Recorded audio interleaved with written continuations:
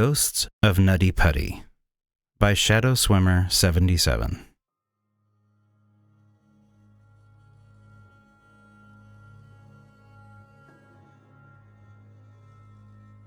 All Jasper could see of the boy by the narrow beam of his helmet light was a pair of low-cut boots and maybe 2 inches of ankle.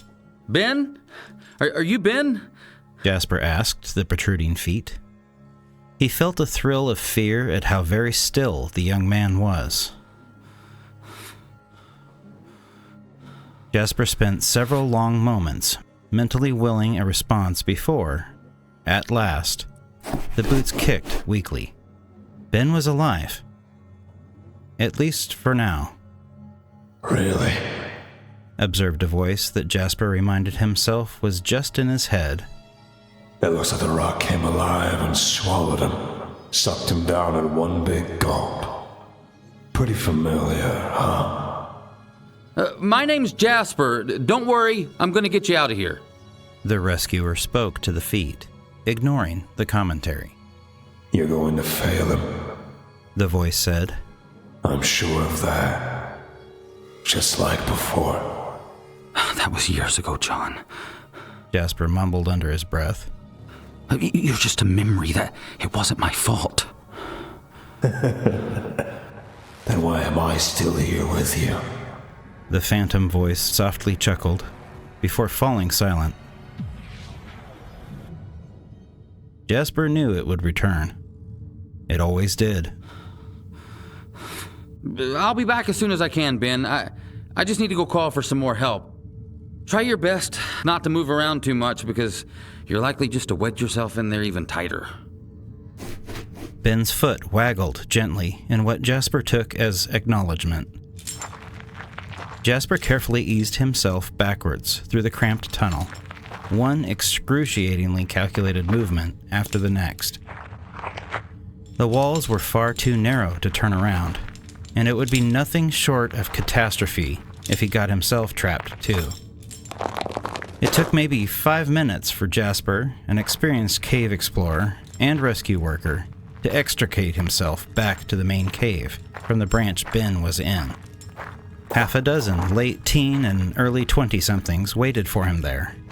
4 girls and 2 boys. Did you find Ben, Mr. Grant? The girl who asked Jasper the question had large eyes, wet with barely unspent tears, her hands clasped together in front of her so hard they were white. Lizzie, he thought she'd called herself. Jasper took off his helmet and pulled out a handkerchief, wiping the sweat and dirt from his forehead. Yep, he's in there all right. Got himself stuck real good, too. I've got a satellite phone in the truck I can use to call for some help to get him out. You. He pointed to one of the boys. What's your name? Greg. He stuttered. Well, Greg, you're gonna monitor the phone once I get you set up. And the rest of you, wait right here, and for God's sakes, don't go in the hole after him. Jasper grunted at the collection of heads nodding in affirmation, and then began moving to the main cave's entrance, stepping carefully to avoid twisting an ankle. Greg followed closely. The entryway tunnel was tall enough for a grown man to stand in and sloped upward gently for several dozen meters before turning sharply, the last 10 feet or so a straight vertical ascent.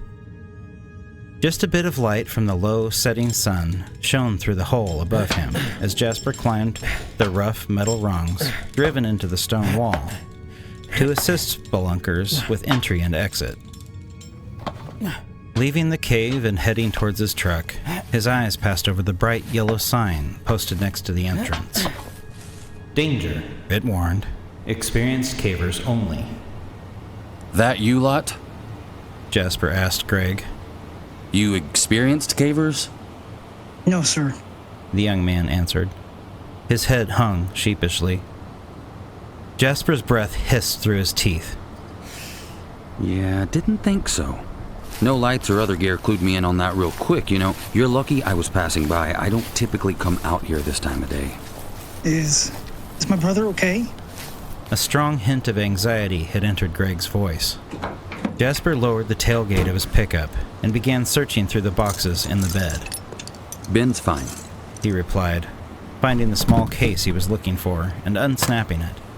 But that's a temporary situation at best. I imagine he's in quite a bit of pain. And depending on how tight he's wedged in there, I'd say breathing is a little bothersome.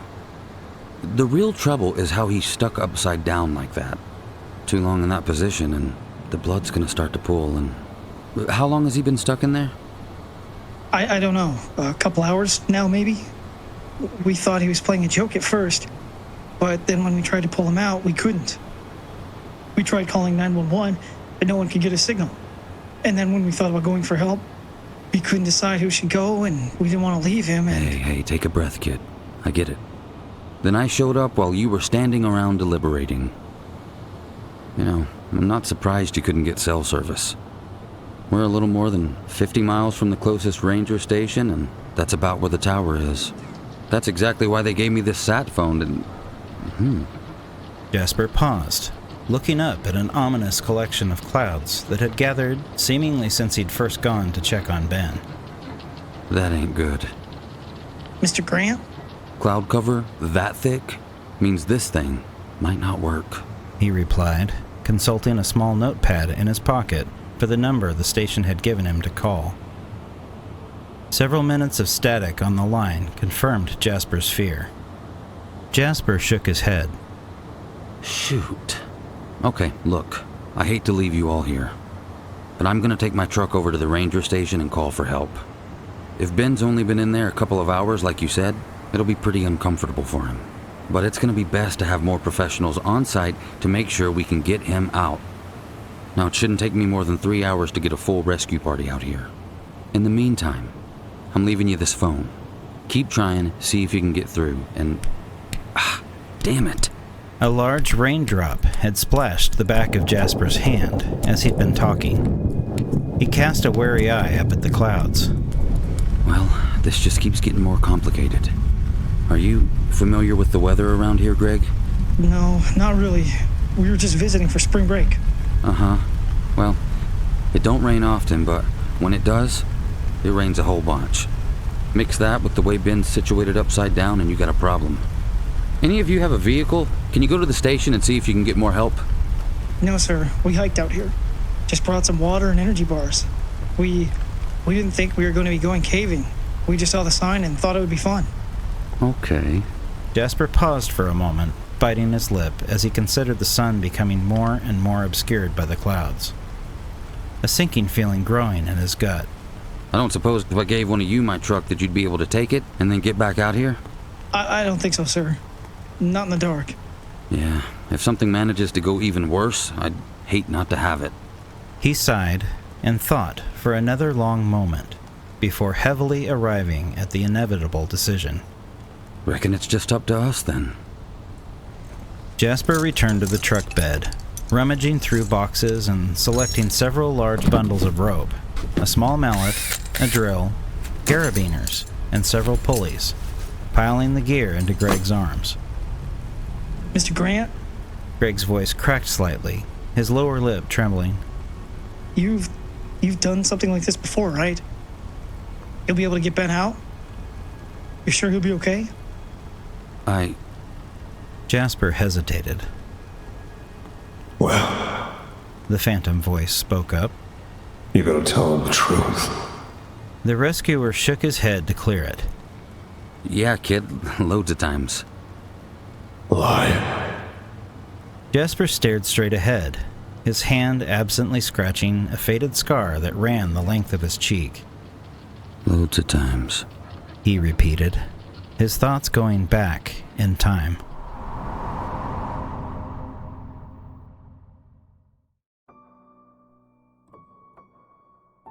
It'll be okay, John. Jasper spoke to the pair of feet in front of him as he pounded a piton into the rock wall with small, precise taps. It's all gonna be okay. Talking to me. He thought the trapped man said something. It certainly sounded like he was talking to someone, anyway, but the dense earth made it difficult to hear. Hey, buddy, whatever you're saying, I can't really hear you too well. I wasn't talking to you. John said, his voice a bit clearer. Jasper had been working for the Utah Institutional Trust Lands Administration for almost 7 years, and rescued more than 10 cave climbers in every one of them. Despite that, he didn't think he'd ever seen anyone quite as stuck as John Edward Jones. The young man and a group of friends had decided the night before Thanksgiving to explore the famous Nutty Putty cave, and, despite having some experience, John had gotten trapped in a precarious position. The birth canal tunnel he'd been trying to find was narrow enough, but Ed's push, the one John had accidentally gone down, was even smaller. At only about 10 inches wide and 18 inches high, the tunnel was so narrow only one person could access John's feet at a time. The tight confines were further exacerbated by the fact that the tunnel bored almost straight down. Any attempt to pull John out would be in almost direct opposition to gravity. After some quick deliberations, the rescue party had determined a series of ropes and pulleys would give the team the best chance of success. One of the most experienced rescuers to arrive, Jasper had volunteered to serve as the primary point man to rig the system. Really? Jasper had thought to himself the first time he had set his eyes on John. It looks like the rock came alive and swallowed him up. Sucked him down in one big gulp. By the time Jasper started installing the rescue equipment, John had already been stuck for about 20 hours. Jasper worked with a will, drilling holes, driving the pitons into carefully selected positions, and threading rope. Despite his efforts, the hard rock made the going slow. He'd been at it for several hours when he felt a hand tap his foot. Yeah? He asked, unable to turn to see who was getting his attention. Reach your hand back, Jasper. See if you can get this walkie-talkie to where John can talk into it. His wife's here, and she's 6 months pregnant. Wants to talk to her husband before we start to pull him out, just in case. Well... Is that you, Mark? Come on, man. Just let me work. I'm almost done. 2 minutes.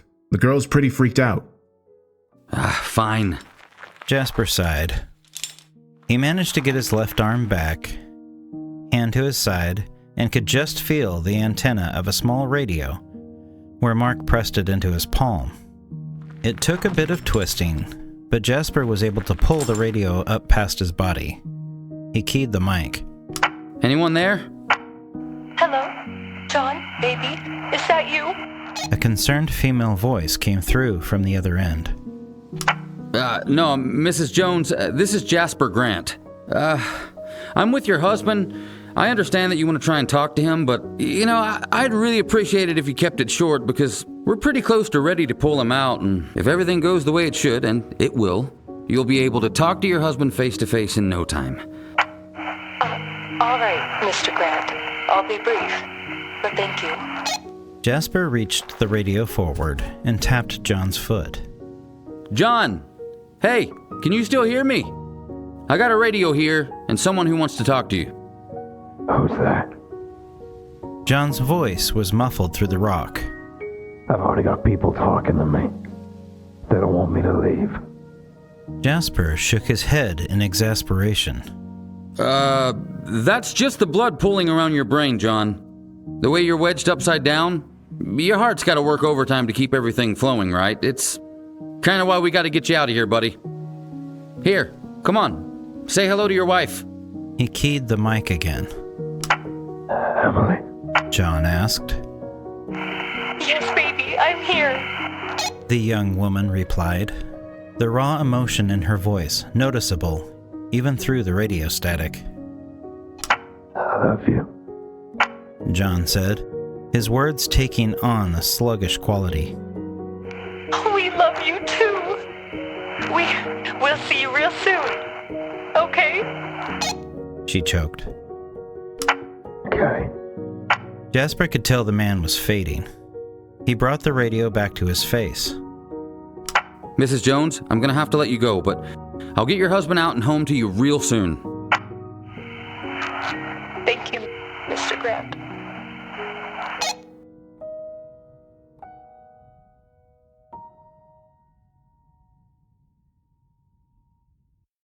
Mark, are you there? Jasper called back. Yeah, sure am. I just want to check the rope around John's ankles one more time, and then I think we're ready to pull him out. Are those pitons all secure? Jasper rolled his eyes. Come on, man. I've done stuff like this a dozen times in the last 18 months alone. They're set. The kid's fading. We gotta move. All right. I've got 8 of us back here ready to pull. Hang on to the walkie and give us the word when we're good to start. Will do. Jasper carefully checked the knots he'd tied. Satisfied, he spoke to the trapped man again.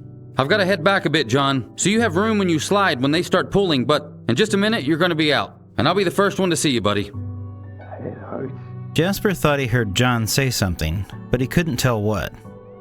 You hang in there, man. Jasper edged himself back about 10 feet into a slightly wider part of the tunnel. Okay, Mark. He spoke into the radio. Let's go. In the light of his helmet beam, Jasper could see the rope passing through the carabiner near his face go taut as the other rescuers took out the slack and began to pull. He turned his attention to John's feet. Oh, God. John's scream was muffled, but Jasper could still make it out. Hold on! Jasper yelled into the walkie-talkie. Stop pulling! What's up, John? It hurts. John whimpered.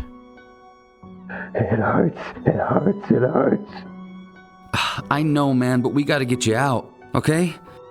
You ready to go again? John made a soft sound of pain, but didn't say no. Jasper called back into the radio. Mark, go again. Nice and easy now. The rope went taut, and John began to inch upward again, with agonizing slowness. Fuck. Let go. John shrieked again. Stop again. Jasper called into the radio.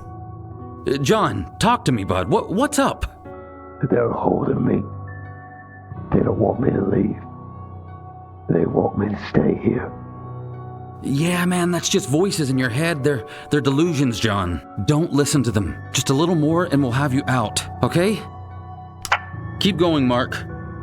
The rope started to pull again, and it must have been Jasper's imagination, but it seemed as though John didn't immediately start moving as he had the 2 previous times. He finally did after a few seconds that drug on for a subjective eternity. But the extrication was somehow even slower than before. Jasper could feel sweat pooling at the back of his neck, but whether from exertion of installing the pulley system or adrenaline, he couldn't begin to say. Almost there, buddy, almost there. Jasper spoke to himself as much as to John. At long last, John was pulled to where Jasper could just see past the length of his body to his head. Jasper grinned. How are you, kid? John's face was red and dirty, but smiling. Sus. I'm upside down. I can't believe I'm upside down. My legs are killing me. Then, more softly, I didn't think they'd let me leave. Just the blood in your head, John. Mark, go real easy now. Keep him coming. Jasper reached his hand out towards John's steadily approaching boot. I've got you, buddy. He tensed his fingers, their tips just brushing John's ankle. Then, John stopped moving. A low sound of protest escaped his lips as Jasper fumbled to grasp the trapped man's foot. He saw the rope strain as the other rescuers pulled from the tunnel entrance, but it was almost like something was striving against their efforts. Jasper watched as, impossibly, John jerked an inch back down the tunnel. In the back of his mind, he heard a metallic snap, and then the sound of tearing silk, Something flashed by Jasper's face, raking hard against his cheek, and his head snapped back instinctively, bashing into the tunnel wall. Despite his helmet, everything went black. When Jasper woke up, the tunnel was filled with dust. Jasper? Jasper? What the hell happened? He heard Mark calling through the radio. He shook his head. I don't know. We just about had him out. He was... The dust began to clear as Jasper shined his light down the tunnel, only to reveal John's feet back where they'd started, or, possibly, even a little deeper than before. He was almost out.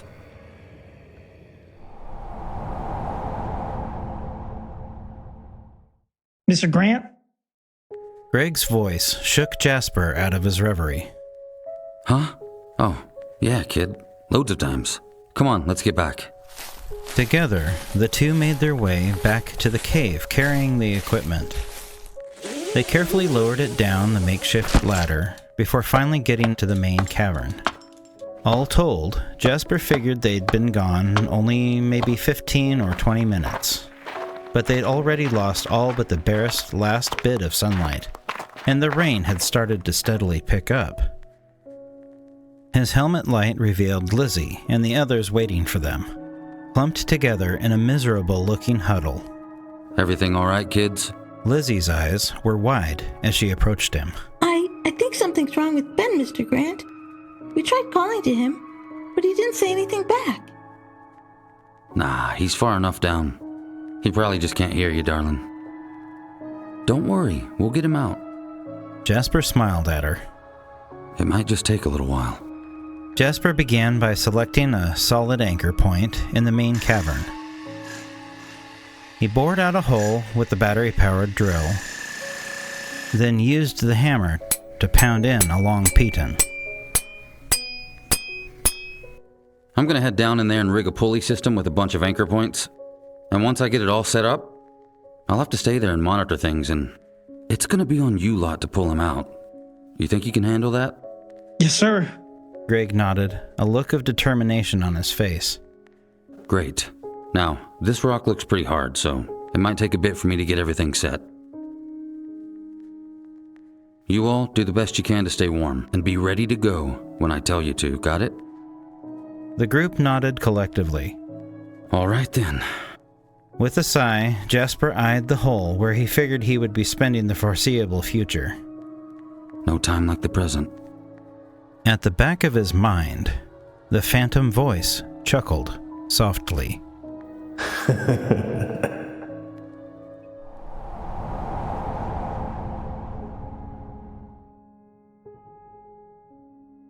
Jasper sat in a threadbare easy chair in the living room of his dingy apartment.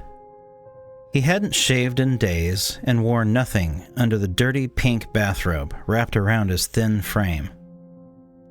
He held half an empty bottle of bourbon in one hand and a yellowed newspaper clipping in the other. His right cheek was heavily bandaged from where the flying carabiner had split it open. The phone on the small table to his right rang shrilly, and he deliberated a moment between the items he held before setting the clipping down to remove the receiver from its cradle. Hello? Jasper asked into the phone before taking a swig of bourbon. Jasper? Is that you? It's Mark. Jasper blanched through his drunken haze, though from fear or rage, he wasn't quite sure. The fuck do you want? Look, man, I'm not calling to fight. Just wanted to check on you. Make sure you were okay. I'm not. That kid is dead? His wife was... It wasn't your fault. Jasper stared down at the bottle. I rigged that system. I rigged it, and it broke. That's true, but it was the rock, not the system. I picked the fucking rock, Mark! Jasper shouted into the phone. Silence from the other end. wasn't your fault," Mark repeated. "There's nothing you could have done. I thought you'd want to know. They've decided to close Nutty Putty Cave, put a cement cap on the end to make sure nobody else goes in." Oh yeah? They gonna fish John out first? "No, the board's decided it's too dangerous." Goodbye, Mark. Jasper sneered. Don't ever call me again. He hung up the phone and just sat there for a moment. Abruptly, an ugly feeling clamping in his chest. Jasper hurled the bourbon bottle against the far wall, where it shattered into 100 pieces to the floor, the amber liquid staining the light carpet. "You know it was your fault, right?" John asked, from where he stood in the shadowy corner. Jasper nodded miserably. "And now they're just going to leave me in the godforsaken cave. That's your fault, too." Jasper slid from the chair onto the floor, wrapped in the fetal position. His tears came hard and sudden, and didn't stop until long after he'd fallen asleep.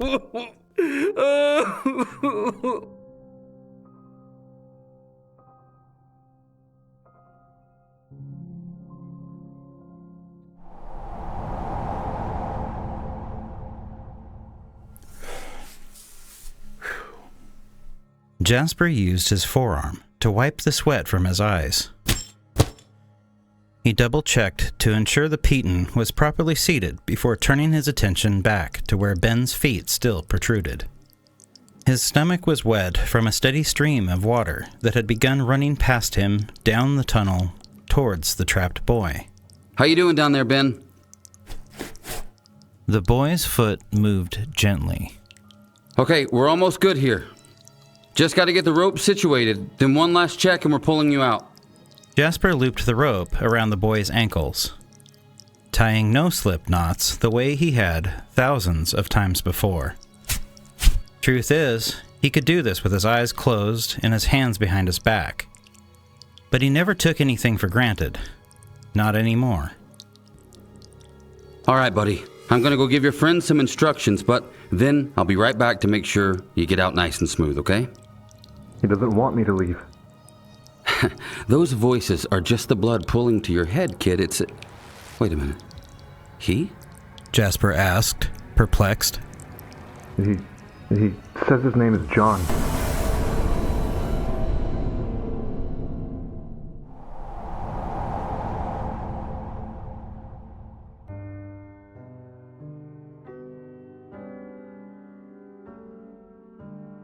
I think you should take the job. All these memories of the pain and your imagined sins. I think this will help you get over them. Dr. Fiegel said from behind her desk. Jasper turned his head from where he lay on the therapist's couch. I don't know, Doc. I just don't know if I'm ready. Jasper, you've been coming to see me for the better part of 10 years. Ever since your friend Mark bodily dragged you out of your apartment. This is just a roving park job. It's not rescue work, per se. Almost the opposite. You'll be doing preventative action, keeping idiot tourists away from dangerous sites. Okay, but what if I find one that's, stuck? Then you call for help. You call for help, and that help will get them out. And you'll be a hero, and you'll finally be able to put these ghosts to rest. Doc, it's just one ghost. Only John talks to me. Jasper, we've gone over this and over this. It isn't John. John is dead. And ghosts aren't actually real. That's just a figure of speech, a metaphor. Any voice you hear is just your guilty conscience, which, as we've also discussed, is completely unnecessary. By unanimous perspective, nothing that happened in Nutty Putty Cave was your fault. Everyone's faith in you is fully restored, except perhaps your own.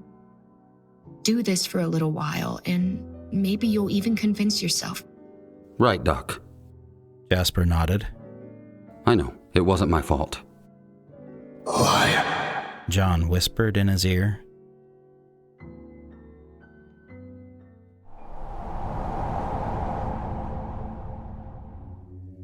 Jasper was in position and gave 2 tugs on the rope, the signal he'd given to Greg, Lizzie, and the others. Here we go, Ben. Nice and easy. He called down to the trapped boy. The rope went taut and began sliding through the system of carabiners back toward the cave entrance. The knots tightened around his ankles, and Ben's feet slowly, agonizingly inched closer to where Jasper lay, wedged uncomfortably, ready to grab hold as soon as the boy got close enough. Here we go, buddy. Almost there. He doesn't want me to go. Ben whined. It's not real, kid. It's just the blood in your head. Jasper choked. Not real. The phantom voice chuckled. Such a liar. We're going to get you out. It's going to be okay. It's not my fault. Is anything you say not a lie? The rope slid. The boy inched closer. It hurts. Ben gasped. He's holding me. He doesn't want me to go. Just the blood. Jasper breathed. Closer and closer Ben's foot came. Jasper stretched out his hand to the utmost, clutching, straining to grab onto the boy's ankle. Just the blood. The tunnel widened just enough that Jasper could glimpse Ben's face past his body. His eyes were closed in a rictus of pain, arms stretched over his head, his shirt soaked in rainwater almost to the shoulders. And just beyond the boy, grasping his outstretched arms, Jasper could barely make out another figure. One he recognized. John's face was red and dirty, but smiling. Ben's eyes snapped open, rolling in fear. He won't let me go. He whispered. The boy jerked abruptly downward, and Jasper heard a metallic snap, followed by the sound of tearing silk. Something flew by his face, and the tunnel was filled with dust, despite the water. Jasper coughed, choking, unable to see anything. Mr. Grant! He heard someone calling frantically from the main cave. Mr. Grant! Something happened to the rope. Greg. He thought to himself. Is everything all right, Mr. Grant? Someone else called. Is Ben all right? Lizzie. Jasper thought. As the dust cleared, he looked back down the tunnel towards where Ben had disappeared. All Jasper could see of the boy, by the narrow beam of his helmet light, was a pair of low-cut boots and maybe 2 inches of ankle. Ben? Jasper asked the protruding feet. He felt a thrill of fear at how very still the young man was. Jasper spent several long moments mentally willing a response. And then, several more.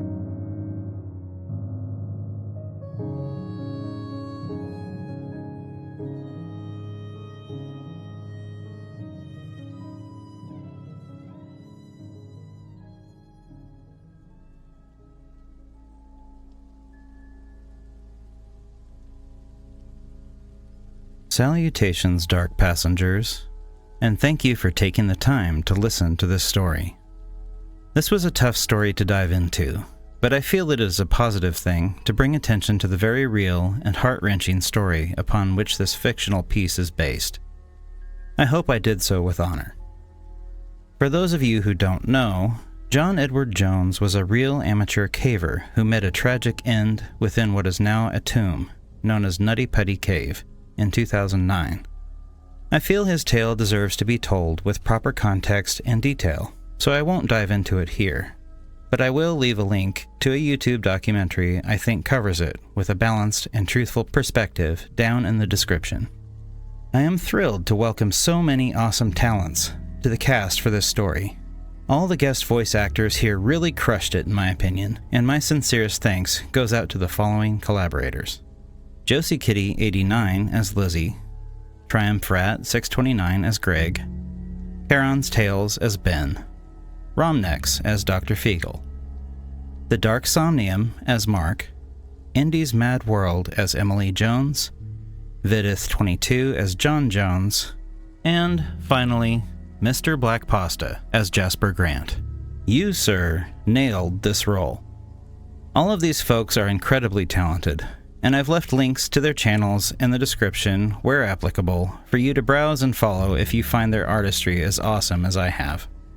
Not to forget, Shadow Swimmer 77, you have my everlasting gratitude for placing this story in the public sphere for use by folks like me. All the sound effects used in this story were either curated from freesound.org or made by me during production as needed. As usual, I've left all the links and license information in the description. A note on music. I've been a fan, and now a friend, of the Dark Somnium for several years now. While his main storytelling channel is doing rather well, come on 1 million subs, I wanted to draw some attention to his secondary channel, Somnium Music. I find his composition style engaging no matter what the genre, whether it's the chilling and electrifying soundtrack to Song for a Student, shameless J.M. Nelson plug, or the epic cinematic metal pieces in stories like I Am a Guard at a Secret Government Prison. I'm always left wanting more. All of the music in this story comes directly from Somnium Music, and I thank you, Ronnie, for the magnanimous gesture of letting small-time creators like me use your music. Thank you, sincerely. Now, I'm going to leave you, hopefully resting with your head on a pillow, with Lay Me to Sleep by Signor Somnium. I hope you enjoy it, and I look forward to watching you sleep again soon.